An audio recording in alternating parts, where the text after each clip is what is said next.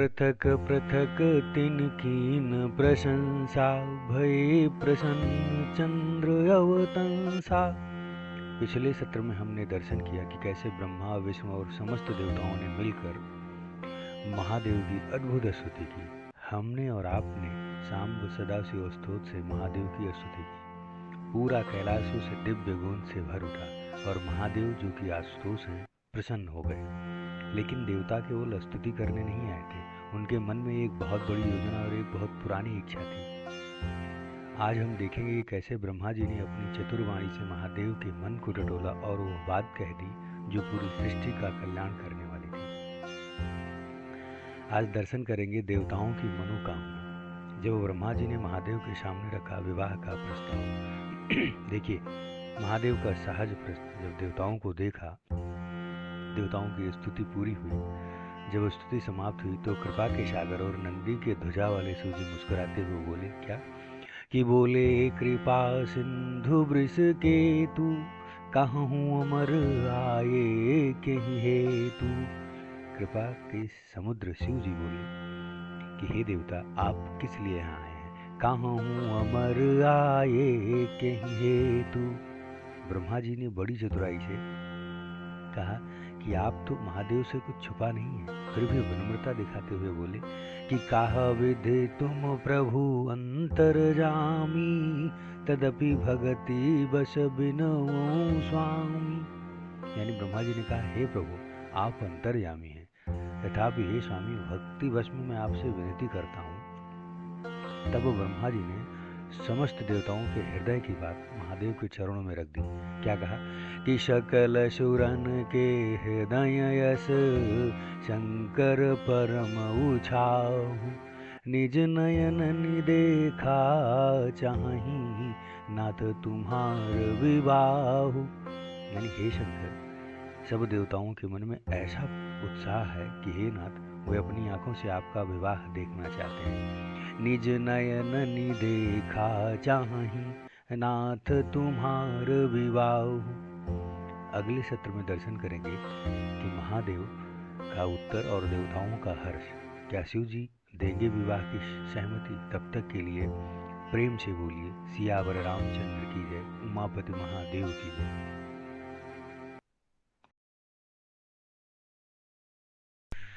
सकल सुरन के हृदय यस शंकर परम उछाहु निज नयन निदेखा चाहि नाथ तुम्हार विवाहु। पिछले सत्र में हमने दर्शन किया कि ब्रह्मा जी ने समस्त देवताओं की ओर से महादेव के सामने विवाह का प्रस्ताव रखा। देवताओं की आंखों में एक ही प्यास थी कि क्या महादेव को दूल्हा बनते देखना। आज हम दर्शन करेंगे अंगीकार, यानी जब महादेव ने मान ली ब्रह्मा जी की विनती और कहा ऐसा ही हो। दर्शन करिए ब्रह्मा जी की भावुक अपील कि यह उत्सव देखिय भरि लोचन सोई कछु करहूँ मदन मद मोचन। यानी हे कामदेव के मद को चूर करने वाले आप कुछ ऐसा कीजिए जिससे सब लोग इस उत्सव यानी आपके विवाह के उत्सव को नेत्र भर कर देखें। काम जारी रति कहूँ वर दीन्हा कृपा सिंधु यह अति भल कीन्हा। यानी हे कृपा के सागर कामदेव को भस्म करके आपने रति को जो वरदान दिया सो बहुत ही अच्छा किया। आगे ब्रह्मा जी ने कितनी सुंदर बात कही कि शासत करि पुनि करहि पसाऊ नाथ प्रभुन कर सहज सुभाऊ। यानी हे नाथ श्रेष्ठ स्वामियों का यह सहज स्वभाव ही है कि वे पहले दंड देकर फिर कृपा करते हैं। अब आप माँ पार्वती पर कृपा कीजिए। अब माँ पार्वती की बारी है क्या कि पार्वती तपु कीन अपारा करहूँ तासु अब अंगीकारा। यानी पार्वती ने अपार तप किया है, अब उन्हें अंगीकार कीजिए। करहूँ तासु अब अंगीकारा। गोस्वामी श्री तुलसीदास जी लिखते हैं कि ब्रह्मा जी की यह प्रार्थना सुनकर और अपने इष्ट प्रभु श्री राम जी के वचनों को याद करके महादेव मुस्कुराए। कौन से वचन याद करके कि जाई विवाहूँ शैलजहि यह मोहि मांगे देहूँ। प्रभु श्री राम ने शंकर जी से यही कहा था कि अब विनती मम सुनहु शिव जो मुँह पर निज नेहूँ। जाय विवाहों शैलजे यह मोहि मांगे देव। यही वचन महादेव याद, यही भगवान श्री राम के वचन महादेव याद कर रहे हैं और मुस्कुरा रहे हैं कि सुन विधि विनय समुझी प्रभु बानी, ऐसे होई कहा सुख मानी। यानी शिव जी ने प्रसन्नता पूर्वक कहा कि ऐसा ही हो। सुनी विधि विनय समुझी प्रभु बानी, ऐसे होई कहा सुख मानी। भगवान भोलेनाथ मान गए हैं और प्रसन्नता पूर्वक कहा कि ऐसा ही हो। कैलाश पर्वत एक बार फिर जयकारों से गूंज उठा। महादेव विवाह के लिए तैयार हो। पार्वती तब कीन पारा, करहूँ तासु अब अंगीकारा। सुन विधि विनय समुझि प्रभु बानी, ऐसे होई कहा सुख मानी। पिछले सत्र में हमने दर्शन किया कि महादेव ने देवताओं की विनती स्वीकार कर दी और माँ पार्वती को अर्धांगिनी के रूप में अंगीकार करने का वचन दिया। पूरी सृष्टि में हर्ष की लहर दौड़ गई। आज दर्शन करेंगे अंगीकार का अगला चरण, सप्तऋषियों का व्यंग। जब काम ही नहीं रहा तो शिव कैसे मिलेंगे। दर्शन करिए देवताओं का हर्षोल्लास। जैसे ही भगवान भोलेनाथ शिव जी ने तथास्तु कहा, तब देवन दुंदुभि बजाई, बरसी सुमन जय जय सुर साई। तब देवताओं ने नगाड़े बजाए और फूलों की वर्षा करके जय हो देवताओं के स्वामी जय हो ऐसा कहने लगे। अवसर जानि सप्तऋषि आए, तुरत ही विधि गिरि गम भवन पठाए। यानी उसी समय उचित अवसर जानकर सप्तऋषि आए और ब्रह्मा जी ने तुरंत ही उन्हें हिमांचल के घर भेज दिया।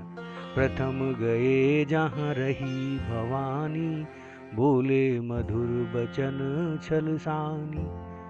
सप्तऋषि पहले वहीं गए जहाँ माँ पार्वती थी और उनसे छल भरे मीठे विनोद युक्त आनंद पहुँचाने वाले वचन बोले। क्या कि कहा हमार न सुनहु तब नारद के उपदेशु, अब भा झूठ तुम्हारपन जारो काम महेश। यानी नारद जी के उपदेश से तुमने उस समय हमारी बात नहीं सुनी, अब तो तुम्हारा प्रण झूठा हो गया क्योंकि महादेव जी ने काम को ही भस्म कर लिया।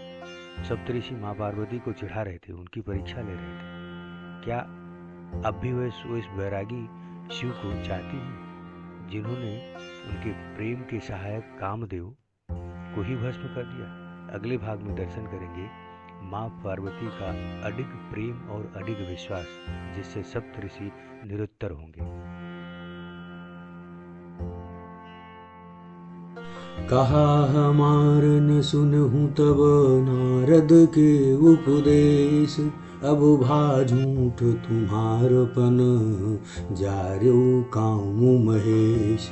पिछले सत्र में हमने दर्शन किया कि सप्तऋषि ने माँ पार्वती के विश्वास को दिखाने के लिए उन पर मीठे व्यंग किए।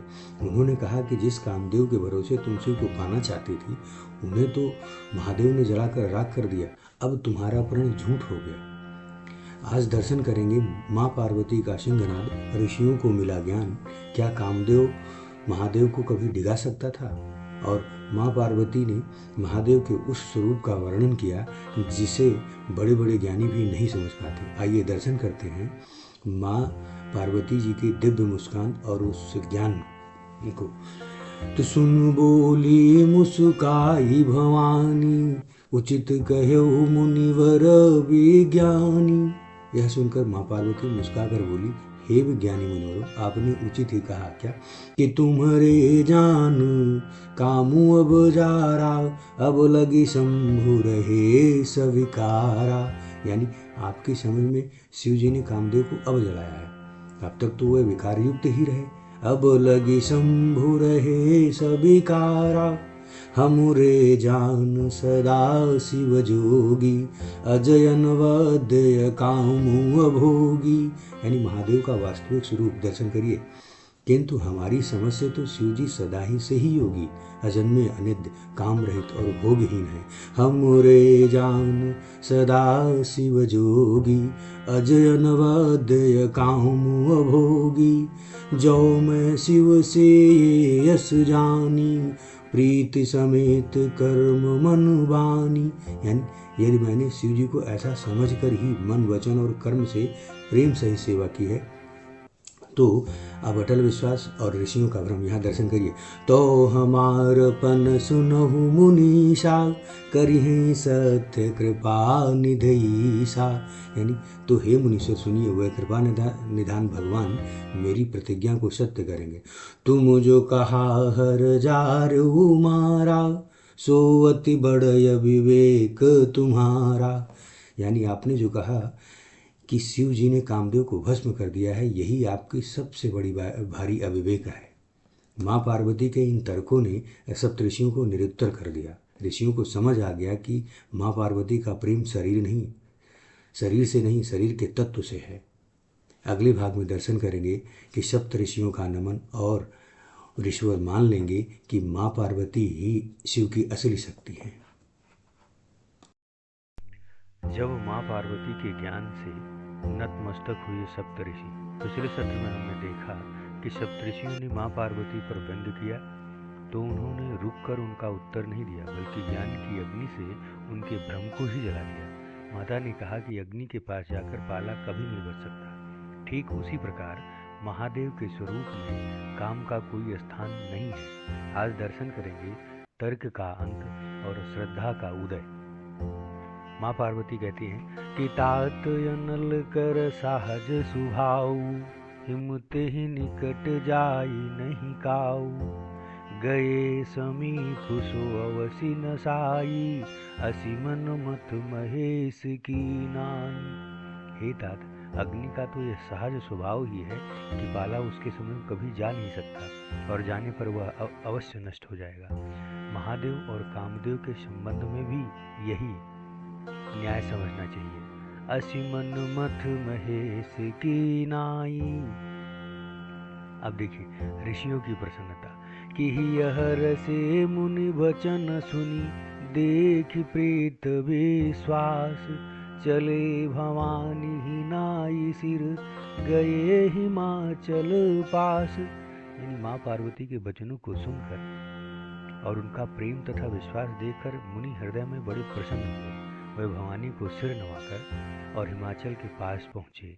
चले भवानी ही नाई सिर, गए हिमाचल पास। अब दर्शन करिए हिमाचल की व्यथा और सांत्वना कि सब प्रसंग गिरिपति ही सुनावा, मदन दहन सुन अति दुख पावा। यानी उन्होंने पर्वतराज हिमालय को सब हाल सुनाया। कामदेव का भस्म होना सुनकर हिमाचल व्यथित हुए, लेकिन आगे कि बहुरी कहो रति कर वरदाना, सुनी हिमवंत बहुत सुख माना। फिर मुनियों ने रति के वरदान की बात कही, जिसे सुनकर हिमवान बहुत प्रसन्न हुए। दर्शन करिए, यहाँ तुलसीदास जी बहुत खूबसूरती से दिखाते हैं कि कैसे भक्ति में संदेह की जगह नहीं होती। जब तक हम तर्क में उलझे रहते हैं तब तक भ्रम रहता है, लेकिन जैसे ही हम माँ पार्वती की तरह पूर्ण समर्पित हो जाते हैं तब महादेव का मार्ग स्वतः प्रशस्त हो जाता है। ऋषियों ने हिमाचल को आश्वस्त कर दिया। अब विवाह की तैयारियां एक नए मोड़ पर है। महादेव की स्वीकृति मिल चुकी है, पार्वती की परीक्षा सफल रही है। अब वह घड़ी आने वाली है जिसका इंतजार सारा ब्रह्मांड कर रहा था। अगले सत्र में दर्शन करेंगे विवाह का निमंत्रण, जब महादेव की बारात के लिए समस्त सृष्टि सजने लगी। तब तक के लिए सप्तऋषियों की बात दोहराते हैं और स्मरण करते हैं कि तुम माया भगवान शिव, सकल जगत पितु मातु। विवाह की लग्न पत्रिका जब कैलाश से लेकर बैकुंठ तक गूंजा मंगलनाद। पिछले सत्र में हमने दर्शन किया कि कैसे सप्तऋषियों ने माँ पार्वती के अटूट विश्वास की परीक्षा ली, और जब माँ ने अग्नि और पाले के तर्क से ऋषियों के भ्रम को दूर किया। आज वह शुभ घड़ी आ गई है जिसका इंतजार पूरी सृष्टि को था। आज हम दर्शन करेंगे कि कैसे हिमाचल ने महादेव के विवाह की लग्न पत्रिका तैयार की और कैसे यह खबर पूरे ब्रह्मांड में उत्सव बनकर फैल गई। दर्शन करिए, गोस्वामी श्री तुलसीदास जी लिखते हैं कि हृदय विचारी शंभु प्रभुताई, सादर मुनिवर लिए बोलाई। यानी शिव जी के प्रभाव को मन में विचार कर हिमाचल ने श्रेष्ठ मुनियों को आदर पूर्वक बुला लिया। अब कि सुदिन सुनखत सुघरी सोचाई, बेगी वेद विधि लगन धराई। और उन शुभ दिन, शुभ नक्षत्र, शुभ घड़ी सुधवा कर वेद की विधि के अनुसार ही शीघ्र लग्न निश्चय करवा कर लिखवा लिया। अब कि पत्री सप्तऋषिन सोई दीन्ही, गही पद विनय हिमाचल कीन्ही। यानी फिर हिमाचल ने वह लग्न पत्रिका सप्तऋषियों को दे दी और चरण पकड़कर उनकी विनती की कि जाई विधिन तिन दीन सोपाती, बाचत प्रीत न हृदय समाती। उन्होंने जाकर वह लग्न पत्रिका ब्रह्मा जी को दी। उसको पढ़ते समय उनके हृदय में प्रेम समाता न था। आप देखिए कि लगन बाची अज सब ही सुनाई, हर से मुनि सब सुर समुदायी। यानी ब्रह्मा जी ने लग्न पढ़कर सबको सुनाया। उसे सुनकर सब मुनि और देवताओं का सारा समाज हर्षित हो गया। अब कि सुमन वृष्टि नभ बाजन बाजे, मंगल कलश दसहूँ दिशि साजे। यानी आकाश से फूलों की वर्षा होने लगी, बाजे बाजने लगे और दसों दिशाओं में मंगल कलश सजा दिए गए। महादेव की बारात की तारीख तय हो चुकी है। अब पूरी सृष्टि सजने की तैयारी कर रही है। क्या महादेव अपनी बारात लेकर आएंगे और बारात का दृश्य कैसा होगा? क्या भूत प्रेत और दानव एक साथ शामिल होंगे?